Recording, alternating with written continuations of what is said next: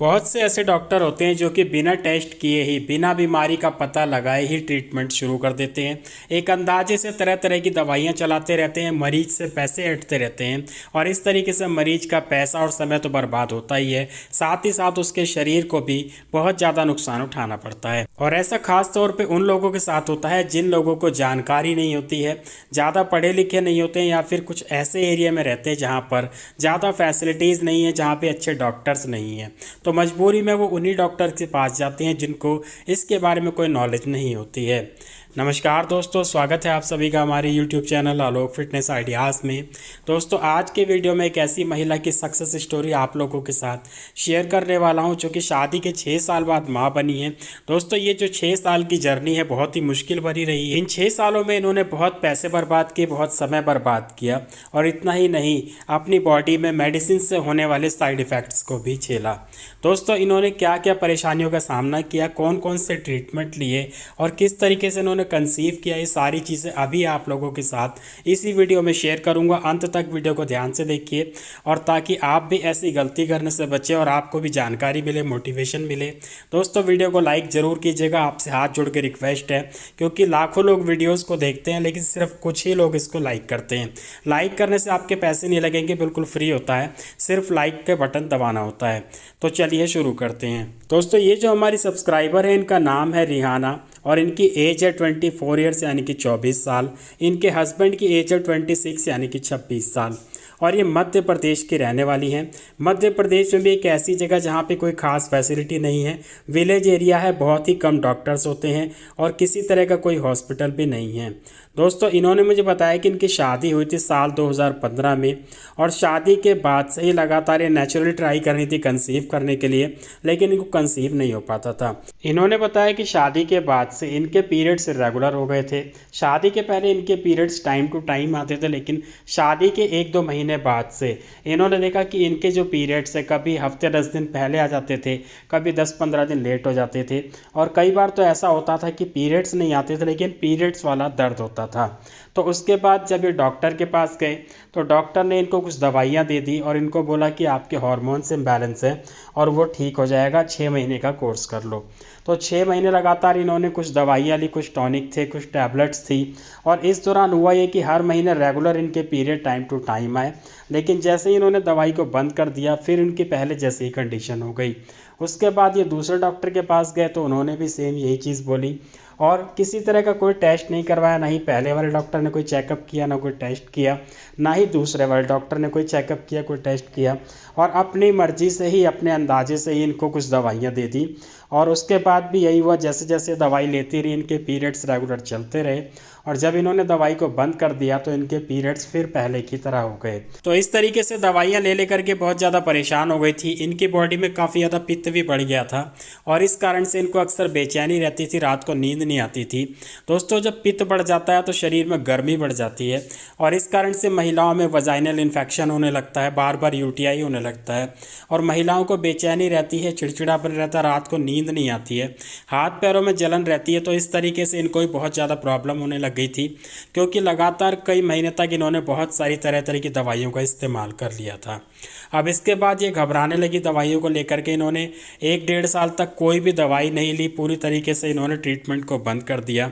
लेकिन इस बीच इनके साथ यही हुआ कि जब भी इनका पीरियड्स का टाइम होता था तो पीरियड्स के टाइम के दौरान पेन रहता था, हल्की फुल्की स्पॉटिंग आती थी, पीरियड्स खुल करके नहीं आते थे।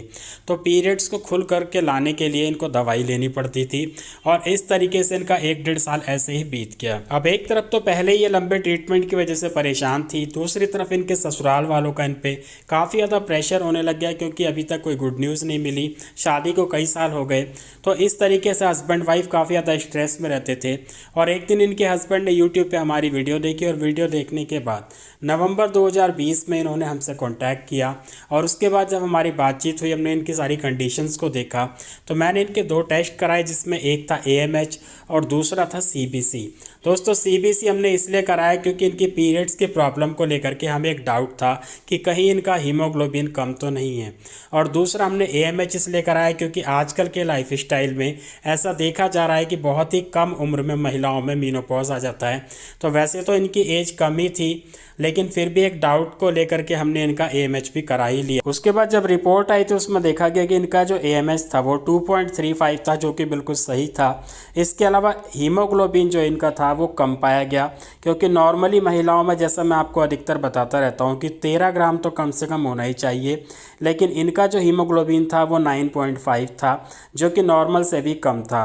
तो इस कारण से जो है इनको पीरियड्स की प्रॉब्लम आ रही थी। दोस्तों, जब शरीर में ब्लड ही नहीं होगा तो पीरियड्स कहाँ से आएंगे? और अगर आप ज़बरदस्ती धक्के मार मार के दवाई दे दे करके पीरियड्स को लाएंगे तो पीरियड्स तो आ जाएंगे, लेकिन पीरियड्स खुल करके नहीं आएंगे, क्योंकि बॉडी में ब्लड नहीं है और पीरियड्स के दौरान दर्द भी बहुत ज़्यादा होगा। तो उसके बाद हमने इनको जो जो टिप्स दी वो मैं आप लोगों के साथ यहाँ पे शेयर कर रहा हूँ, क्योंकि हो सकता है कि आप में से ही बहुत सारी महिलाएं ऐसी हों जिनके साथ सेम ऐसी ही कंडीशन हो, तो आप भी चाहें तो इन टिप्स को फॉलो कर सकते हैं। टिप नंबर 1 है फर्टिलिटी मसाज। दोस्तों, हर वीडियो में हर महिला को फर्टिलिटी मसाज करने के लिए मैं ज़रूर कहता हूँ, क्योंकि फर्टिलिटी मसाज करने से महिला किसी भी उम्र में अपने रिप्रोडक्टिव सिस्टम को रिस्टोर कर सकती है, एक्टिव कर सकती है, और बहुत ही अच्छा तरीका है, बिल्कुल फ्री का तरीका है, जिसको महिला खुद से कर सकती है।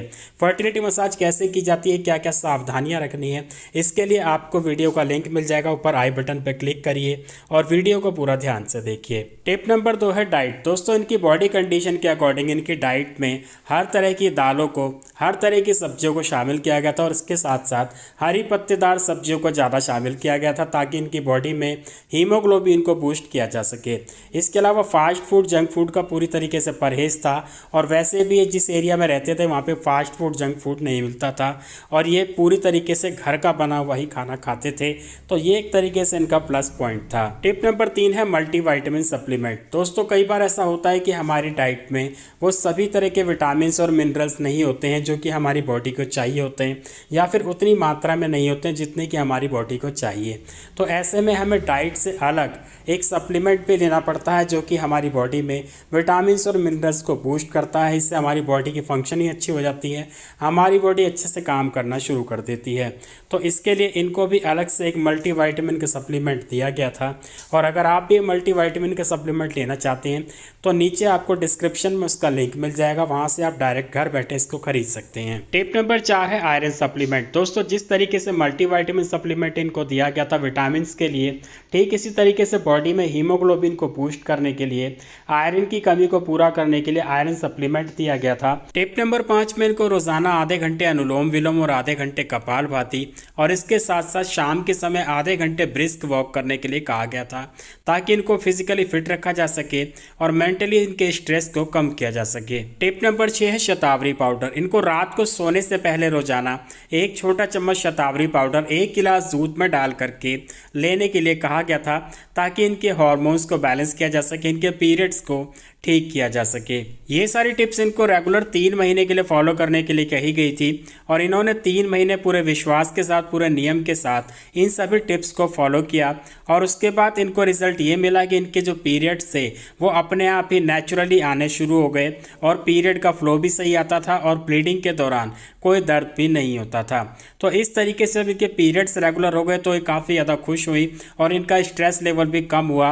लेकिन अब एक चीज़ की टेंशन ये रहती थी कि इनको कंसीव नहीं हो रहा है, तो उसके लिए मैंने इनको बोला कि आप नेचुरली ट्राई करिए, आपको कंसीव हो जाएगा, क्योंकि अब आपके पीरियड्स रेगुलर हो गए हैं और आपके हार्मोन्स भी ठीक हो गए हैं। तो उसके बाद जो है नेचुरली ट्राई करते रहे। उसके बाद मार्च 2021 में इनके पीरियड मिस हो गए, तो ये घबरा गए, इनको ये लगा कि कहीं पीरियड्स वाली प्रॉब्लम पहले की तरह तो नहीं हो गई है। उसके बाद इनका मेरे पास मैसेज आया, ये काफ़ी ज़्यादा घबराए हुए थे, स्ट्रेस में थे, बोले सर पीरियड मिस हो गए हैं और कहीं पहले की तरह तो नहीं हो गया, कहीं फिर से दवाई लेनी पड़ी पीरियड्स को लाने के लिए। तो मैंने बोला देखिए आप परेशान मत होइए, और पीरियड मिस हुए हैं तो हो सकता है प्रेगनेंसी रुक गई हो, तो आप जो है 1 हफ्ते का इंतज़ार कर लीजिए, और उसके बाद भी अगर पीरियड्स नहीं आते हैं तो आप मॉर्निंग का पेशाब लेकर के एक बार प्रेगनेंसी टेस्ट कर लीजिए। तो उसके बाद इन्होंने 1 हफ्ते इंतज़ार किया, पीरियड्स नहीं आए, और उसके बाद उन्होंने प्रेगनेंसी टेस्ट किया तो उसमें 2 लाइन थी। इनको यकीन नहीं हो रहा था, इन्होंने मेरे पास फ़ोटो भेजी, मुझसे बात की, तो मैंने इनको बोला कि आप जो है कंसीव कर चुके हैं। उसके बाद भी इनको काफ़ी ज़्यादा डाउट हो रहा था, तो मैंने इनको बोला कि आप किसी गायनिकोलॉजिस्ट के पास जाइए, वहाँ पे जाकर के आप चेकअप करा लीजिए, आपको पता चल जाएगा। तो उसके बाद ये डॉक्टर के पास गए, वहाँ पे जाकर के डॉक्टर ने इनका प्रेगनेंसी टेस्ट किया तो वहाँ पे ही पॉजिटिव था। उसके बाद जब डॉक्टर ने इनको बोला कि आप कंसीव कर चुके हैं, तब जाकर के इनको यकीन हुआ। और उसके बाद पूरे 9 महीने तक डॉक्टर की देखरेख में ही इनकी प्रेगनेंसी कंटिन्यू हुई और अभी कुछ दिनों पहले ही इन्होंने एक प्यारे से बेबी बॉय को जन्म दिया है। तो दोस्तों उम्मीद है आपको आज का वीडियो पसंद आया होगा, वीडियो ने आपको मोटिवेट किया होगा, नॉलेज भी दी होगी। वीडियो को लाइक करना मत भूलिएगा, प्लीज़ लाइक कर दीजिएगा, ज़्यादा से ज़्यादा शेयर करिएगा फेसबुक और व्हाट्सएप पे, ताकि हर किसी तक वीडियो पहुंचे और उसको भी इसका फ़ायदा मिले। दोस्तों लाइक करना शेयर करना बिल्कुल फ्री होता है। इसके अलावा अगर आप हमसे बात करना चाहते हैं, हमसे कोई जानकारी चाहते हैं, तो आप इंस्टाग्राम पे हमें फॉलो कर सकते हैं और वहाँ पे जाकर के आप हमें डायरेक्ट मैसेज कर सकते हैं। नीचे आपको इंस्टाग्राम का लिंक मिल जाएगा। तो मैं मिलूँगा आपसे अगले वीडियो में, तब तक के लिए अपना ख्याल रखें।